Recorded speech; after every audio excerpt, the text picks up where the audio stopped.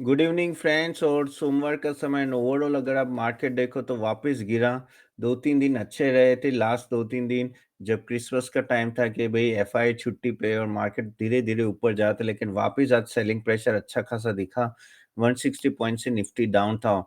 और अभी डेटा तो आया नहीं, लेकिन लग रहा है कि शायद एफआई की सेलिंग वापस चालू हो गई है। एंड ओवरऑल अगर आप देखो मार्केट ऊपर जाने के लिए तैयार नहीं है। मार्केट हर एक लेवल पे एक रेजिस्टेंस आ रहा है। और वो कहते हैं ना, सेल एट एवरी लेवल जैसी सिचुएशन अभी लग रही है। और मार्केट को दो बड़ी वजह दिख रही है यहाँ सेलिंग प्रेशर की। एक है कि भाई फेड की पॉलिसी क्या आने वाली है, ठीक है, क्या ये जनवरी में रेट कट होगा कि नहीं होगा। तो उसमें चांसेस तो 90% नहीं होगा, लेकिन शायद हो तो अच्छा रहेगा। और दूसरा सबसे बड़ा है वो है अपनी Q3 रिजल्ट, जो नेक्स्ट वीक से आना चालू हो जाएंगे। और बड़ी-बड़ी कंपनी टीसीएस, इन्फोसिस के अराउंड 7-8 तारीख को आना चालू हो जाएँगे।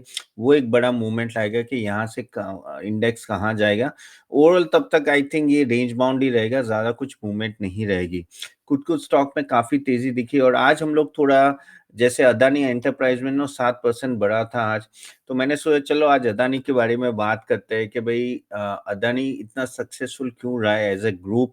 और गौतम अदानी जो उनके पायनियर है, वो इतने सक्सेसफुल क्यों रहे और ये क्यों जानना ज़रूरी है? क्योंकि देखो, कुछ भी बोल दो, है ना? इंडिया के सेकंड रिचेस्ट आदमी हैं। एक समय पे वो फर्स्ट हो गए थे, मुकेश अंबानी सेकंड हो गए थे, लेकिन जानना ज़रूरी है कि ऐसा तो क्या अदानी ग्रुप ने किया है जिसकी वज़ह से वो इतना पावरफुल ग्रुप रहा है। और देखो कंट्रोवर्शियल हमेशा रहा है। So is Ambani over the time. अगर हम लोग मुकेश अंबानी के टाइम पे इतनी कंट्रोवर्सी नहीं हुई जितनी हम लोग धीरूभाई अंबानी के टाइम की बात करें, तो जो फर्स्ट जनरेशन एंटरप्रेन्योर होता है ना, रिलायंस ग्रुप में देखो तो वो धीरूभाई अंबानी थे।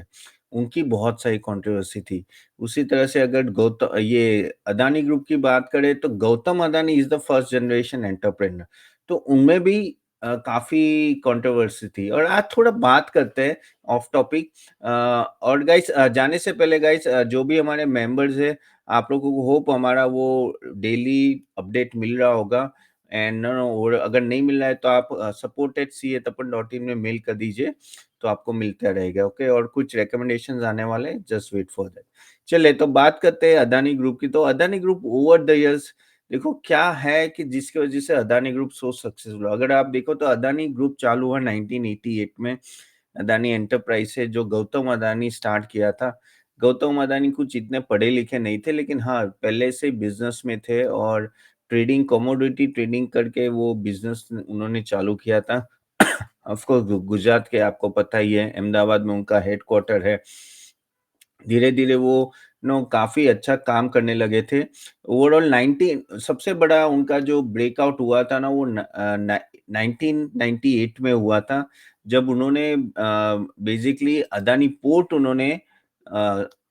पोर्ट यानी मुंद्रा पोर्ट उन्होंने फर्स्ट प्राइवेट पोर्ट एस्टेब्लिश किया था। ओवरऑल गाइस तब तक ना सब तक चल रहा था अच्छे से, लेकिन जो अदान मुंद्रा पोर्ट जो उन्होंने किया ना, वहाँ से उनकी एक कहते हैं ना एक बड़ी छवि आने लगी और ना एक तरह से उन्होंने डेवलपमेंट काफ़ी किया। लेकिन तभी उन्होंने पर्सनल लाइफ में एक बड़ी चैलेंज फेस की थी, वो थी कि उनका एक किडनैपिंग हो गया था अहमदाबाद में। वो बेसिकली कर्नावती से बाहर निकले थे और उनके जो पार्टनर थे शांतिलाल पटेल, उनके साथ निकले और वो गाड़ी में जा रहे थे। उनको गन पॉइंट पे कुछ लोगों ने बाइक्स पे किडनैप कर लिया था एंड ले गए थे। लेकिन सरप्राइजिंगली एक ही दिन में वो रिहा हो गए थे और 15 करोड़ रुपए की डिमांड थी। अब वो 15 करोड़ रुपए दिए गए थे, नहीं दिए गए थे, क्या हुआ था कि एक ही दिन में वो रिलीज़ हो गए, वो हमें कुछ पता नहीं है। वो उसकी कोई इन्फॉर्मेशन भी अवेलेबल नहीं है, पर जितना पता है कि उन्होंने एक ही दिन में वहाँ से निकल गए थे। लेकिन हाँ, किडनैप हुए थे और लेकिन उनका वो कहते हैं ना कि टेम्पो बहुत सही था और ओवरऑल सही सलामत निकल गए थे वो। और वहाँ से कहते हैं ना, देखो कुछ-कुछ बनाव जो आपके लाइफ में होते हैं ना, वो टर्निंग पॉइंट होते हैं। तो अदानी के लिए जैसे गौतम, मैं यहाँ सिर्फ़ गौतम अदानी की बात कर रहा हूँ और किसी की बात नहीं कर रहा हूँ। उनके लिए भी ये एक टर्निंग पॉइंट था कि जो किडनैपिंग हुआ और वो कहते हैं ना एक तरह की जानलेवा हमला ही हुआ है, एक तरह से थ्रेट ही था बड़ा। वहाँ से निकले, ठीक है? और फिर वापिस उन्होंने अपना बिज़नेस वहाँ वो कुछ किडनैपिंग का ज़्यादा वो डिस्कस भी नहीं करते थे। 2006 में उन्होंने अदानी पावर एस्टेब्लिश किया। Adani power by the time 2009 में नंबर 1 सबसे बड़ा थर्मल पावर बन गया। उनका सबसे बड़ा जो अदानी ग्रुप का जो प्लस पॉइंट है उनका एग्ज़ीक्यूशन। बहुत ही फ़ास्ट एग्ज़ीक्यूशन होता है क्योंकि देखो मेरे कुछ दोस्त हैं, मैं खुद सीए हूँ, तो मेरे कुछ दोस्त ऑलरेडी अदानी में भी काम करते हैं। मुझे पता है वो बहुत तारीफ़ करते हैं, उन लोगों ने रिलायंस में भी काम किया है, तो वो बोलते हैं कि ये अदानी का जो एग्ज़ीक्यूशन है वो अलग ही लेवल का है। वो बहुत ही फ़ास्ट एग्ज़ीक्यूट करते हैं और देखो फ़ास्टेस्ट फिंगर फर्स्ट होती है हमेशा। जो एग्ज़ीक्यूशन में फ़ास्ट होते हैं उनमें चांसेस हमेशा ज़्यादा होते हैं कि वहाँ कुछ ग्रोथ ज़्यादा हो। तो ओवरऑल ना अदानी ग्रुप की अगर बात करें तो उनका एग्जीक्यूशन बहुत था और जैसे 2006 में उन्होंने थर्मल एनर्जी में जो एंट्री ली अदानी पावर थ्रू और तब तक 2000 में तो नंबर 1 हो गए। लेकिन 2008 में अनदर एक इवेंट हुआ जिसने नो डाउट उनकी लाइफ तो चेंज की लेकिन पूरी इंडिया में पूरी हलबली मच गई थी जब वो मुंबई अटैक 29/11 का 2008 में जो इवेंट हुआ था। तब वो खुद ताज होटल में थे, जब वो टेररिस्ट अटैक हुआ था ताज होटल पे। और काफ़ी इंटरेस्टिंग है, वो एक्चुअली एक बिज़नेस डिनर कर रहे थे दुबई पोर्ट के सीईओ के साथ और उनका डिनर खत्म हो गया था, ओके? और वो निकलने वाले थे, वो बिल पे कर रहे थे, तभी उनके सबऑर्डिनेट ने बोला कि भई और एक मीटिंग छोटी-सी अरेंज कर रहे हैं कॉफ़ी पे, तो आप प्लीज़ आइए और जॉइन कीजिए। तो उन्होंने वो रूम छोड़ा नहीं और कुछ सेकंड्स के लिए वो वहाँ दूसरी मीटिंग के लिए चले गए और तभी टेररिस्ट ने आके गन शॉट चालू किया, ग्रेनेड चालू कर दी, डालना चालू कर दिया और लिटरली वो उस टाइम पे गौतम अदानी के 15 फीट आगे ही उन्होंने डेथ देखी थी, यानी गन शॉट चल रहे थे और वहाँ से लेकिन होटल का जो वन ऑफ द बहुत ही अच्छा होटल था ताज में, उनके स्टाफ ने उन्होंने बहुत हेल्प की और उनको फिर वहाँ से नीचे ले गए किचन में और किचन से वहाँ फिर बाद में बेसमेंट पे ले गए सभी जो भी वहाँ होटल में थे उनके और आई थिंक 26 घंटे वो ताज होटल में ही थे। उन्होंने जब वो बाहर आए तब बोले थे उन्होंने गनशॉट, ग्रेनेड और वो सब की आवाज़ भी सुनी थी। समहाउ कहते हैं ना ऑफ कोर्स कंपोज़र तो अच्छा ही था लेकिन ओवरऑल ऑफ कोर्स कौन नहीं घबराएगा ऐसी सिचुएशन में। So it was another threat एक बड़ा था उस टाइम पे जान का लेकिन 26 घंटे बाद एनएसजी कमांडोज़ ने उनको सबको बाहर निकाला और बाद में वो आई थिंक 27 नवंबर में वो अहमदाबाद आ गए through private jet and all that तभी उन्होंने बोला कि that also changed their life क्योंकि ये तो क्या होता है कि जब आप मौत को इतने करीब से देखते हो ना तब आपको एहसास होता है कि भाई वैल्यू समझते हो लाइफ की। हमको पता नहीं होता कि ये खाना टाइम पे मिल रहा है, घूमने के लिए गाड़ी है या स्कूटर है या तब हम लोग कभी अहमियत जानते नहीं और जब जान पे लाते हैं तब पता चलता है कि भाई जितना भी है बहुत है अपने लिए। तो वही है कि और वो एक आपको एक नीडर बना देता है और समहाउ दोनों टाइम लकी रहे अदानी जी, वो किडनैपिंग 2008 की बात करें या 2000 सॉरी किडनैपिंग 1998 की बात करें या 2008 वो ताज होटल की बात करें 26/11 का, दोनों में वो फॉर्च्यूनेट थे। लेकिन देखो वो जो इंसिडेंट उससे उनसे बाद वो और फ़ियरलेस खेलने लगे और फ़ियरलेस रिस्क लेने लगे और बड़ा और अब हम लोग बात करेंगे कि भई इसमें बड़ा हाथ तो मोदी जी का था।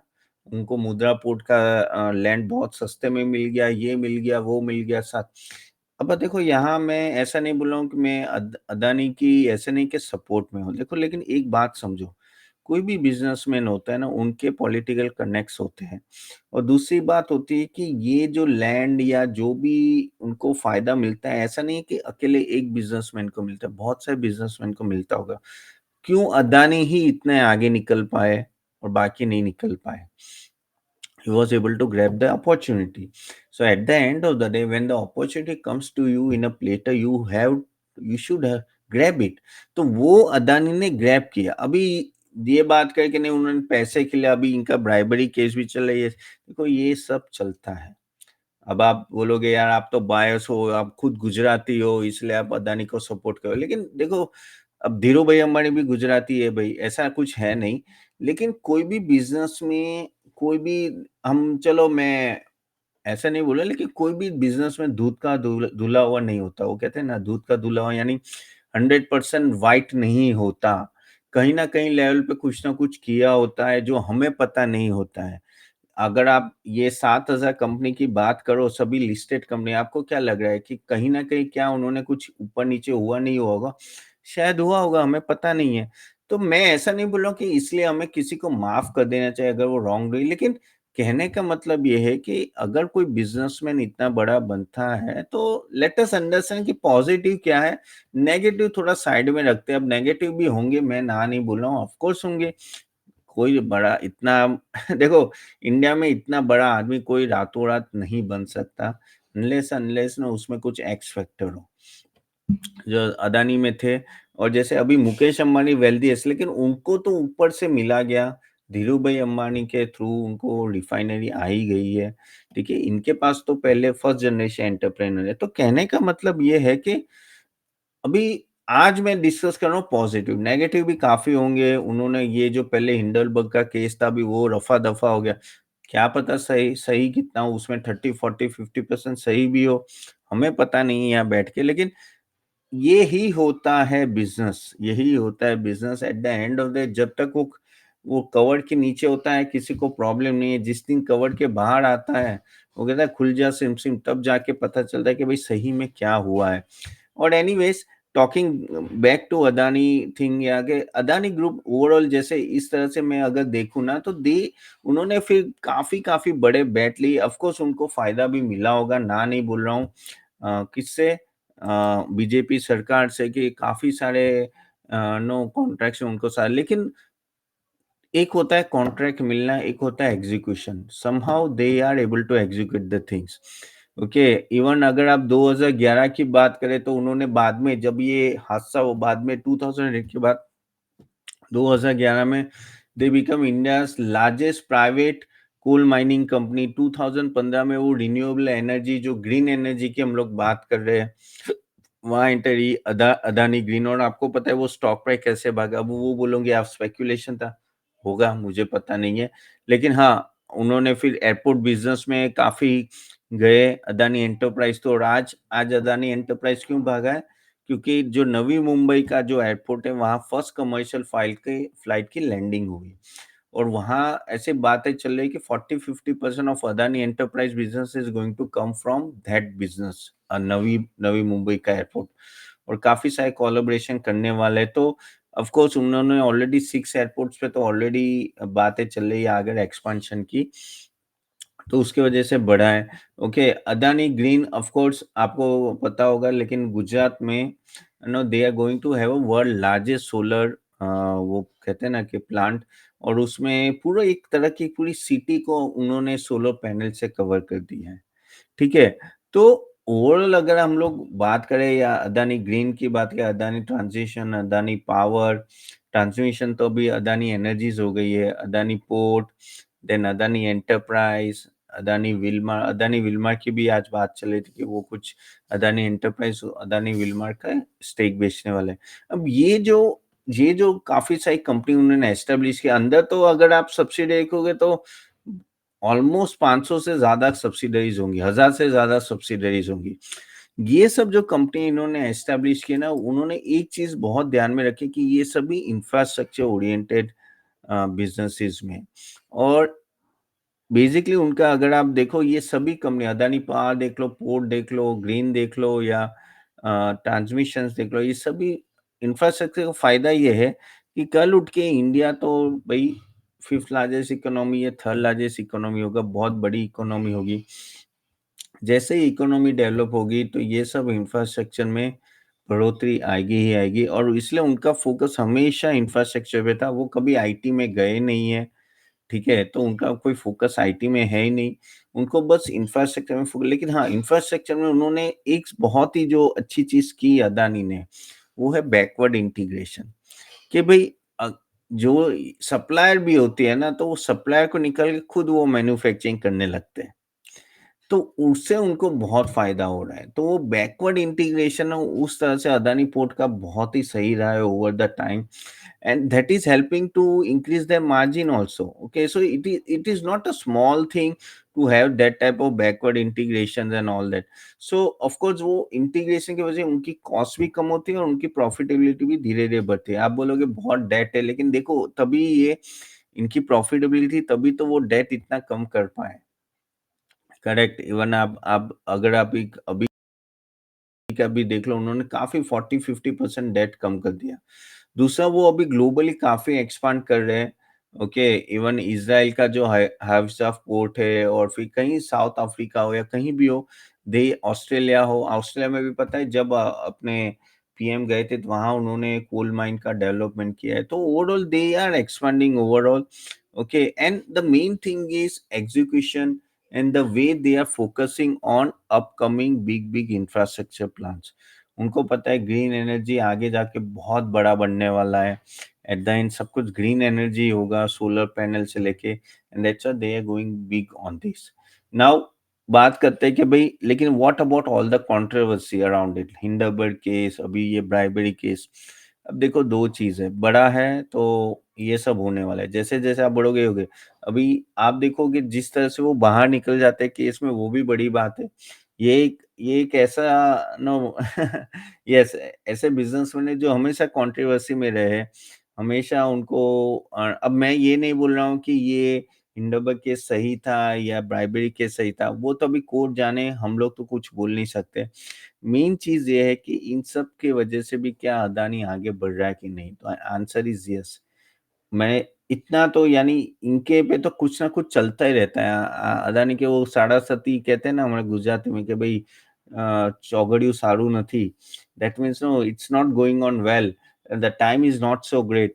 सो वो उनका चलता रहता है, लेकिन द मेन वो है कि ये determination and overall the way they are expanding is something else और कभी-कभी आपको थोड़ा क्रेडिट भी देना चाहिए। कभी कुछ काफ़ी लोग बोलते हैं, जैसे मैं ट्विटर में डालता हूँ तो बोलते हैं कि नहीं, नहीं ये तो टैक्स खा जाते हैं, ये है, वो है, फलाना है, ढिमका है, इन्होंने करप्शन किया है। लेकिन आप देखो, हम लोग मैं अदानी अकेले की बात नहीं कर रहा हूँ, मैं अंबानीज़ की बात कर रहा हूँ, मैं बिरलास की बात कर रहा हूँ, टाटाज़ की बात कर रहा हूँ, अदानीज़ रिलायंस की बात कर रहा हूँ, कि अ, ओवरऑल इन लोगों ने कंट्री को बिल्डअप किया है। एम्प्लॉयमेंट जनरेट करना is not at all easy tough star sorry, 3-3, 5-5, 10-10 lakh लोगों को एम्प्लॉय करना छोटी चीज नहीं है। नेशन बिल्डिंग में क्या, यही तो बहुत इंपॉर्टेंट है। और एम्प्लॉयमेंट देना, वर्ल्ड क्लास इंफ्रास्ट्रक्चर प्रोवाइड करना, वर्ल्ड क्लास टेक्नोलॉजी लाना, मैं सभी ग्रुप्स की बात कर रहा हूँ, इवन बिरला ग्रुप्स को इंक्लूडेड। तो वो सब इजी चीजें नहीं है। अब ये सब में पता नहीं कुछ ना कुछ होता होगा, आई डोंट नो, क्योंकि मैं तो उस लेवल पे हूँ नहीं, तो आप लोग ही जज कर सकते हो, बट यस। तो ये I think we should give credit to them also कि they are trying their best. And of course if something, of course if they do a big fraud, of course they should be hanged, they should be no put it in the bar, वो सब तो करना पड़ता है। लेकिन overall अगर execution capacity आपकी इतनी सही रहती है और आपका एनविजन, आपका विजन इतना बड़ा होता है, I think sky is the limit, और इंडिया इज द कंट्री जहां स्काई इज द लिमिट। तो अंबानीज का भी जो सॉरी अदानीज की भी पहुंच बहुत बड़ी है, जिस जिस तरह से उन्होंने हिंडनबर्ग केस को सुलटाया है भाई। तो अभी ऑफ कोर्स किसी को वो सुप्रीम कोर्ट ने बोला भाई कोई एविडेंस नहीं है, ये है, वो है। उसमें भी क्या था कि भाई एक ने पैसे दूसरी कंपनी को, दूसरे ने तीसरे को दिया, तीसरे ने चौथे को, चौथे को पांचवें दिया। तो जो सेबी होती है और सुप्रीम कोर्ट भी होता है ना, वो 2 लेवल या 3 लेवल तक जाते हैं, उससे आगे नहीं जाते। करेक्ट। तो यही होता है, देखो ये हवाला जो पड़ते हैं ना, बहुत डिफिकल्ट होता है ट्रेस करना। यहाँ से वहां, 1 से 2, 2 से 3, 3 से 4, 4 से 5, 5 से 6 और वापस 6 के साथ घूम के आपके पास आता है। बहुत डिफिकल्ट होता है, और इसलिए ये सब केस प्रूव करना भी थोड़ा डिफिकल्ट हो जाता है मार्केट में। बट एनीवेज ओवरऑल उस केस में तो आराम से निकले। ब्राइबरी केस देखते हैं अभी यूएस का है, क्या होता है। अभी तो उसकी कोई न्यूज नहीं है, ठंडा हो गया। अगर वो 2-3 साल चला तो वो भी ठंडा होके बंद हो जाएगा।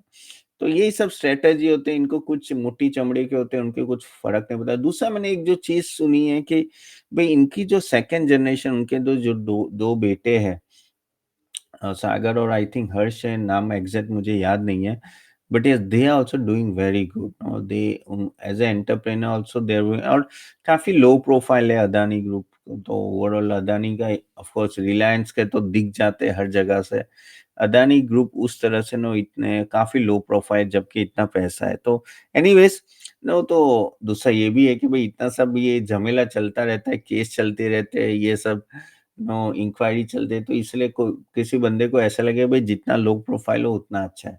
But anyways talking about that, no, earlier even when I started in the market मेरा भी पॉजिटिव एटीट्यूड नहीं था अदानी के बारे में, कि ऐसा लगता है कि इतना फास्ट कैसे बंदा भाग सकता है, लेकिन he has grown at the end of the day and nothing wrong in their companies, just a valuation part। ये ऐसी कंपनीज है कि ओवर द टाइम ग्रो होगी, लेकिन वैल्यूएशन आप क्या दे रहे हो वो सबसे ज्यादा इंपॉर्टेंट, क्योंकि वैल्यूएशन के बेस पे बहुत कुछ डिपेंडेंट होता है।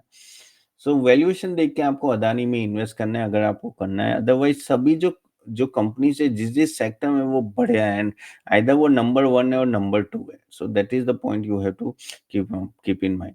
सो एनीवेज चलो ये बात हुई अदानी के बारे में। होप आपको ये वीडियो अच्छा लगा है तो do click the like button, share it to everyone. And मैंने लिंक में दिया है हमारे थॉटफुल इन्वेस्टर हब के स्टॉक रिकमेंडेशन पैकेजेस का, please please go and check it out, some discount is going, it will help you out. Okay, चलिए अभी मैं थोड़े एक दो क्वेश्चंस ले लेता हूँ जो मुझे पूछे गए हैं। काफी लोग आप क्वेश्चंस डाले तो मैं let me check it out. So talking about the questions guys, so Ajit Sahu का है। अच्छा, मैंने आज डाला था कि भाई अरविंद केजरीवाल ने 2100 रुपए का महिलाओं को वापिस नो दिल पे 2100। अब ये एक ट्रेंड हो गया है, पता नहीं क्या है गवर्नमेंट का, कि जो भी अगर इलेक्शन आता है ना फ्रीबीज देना चालू कर देते हैं।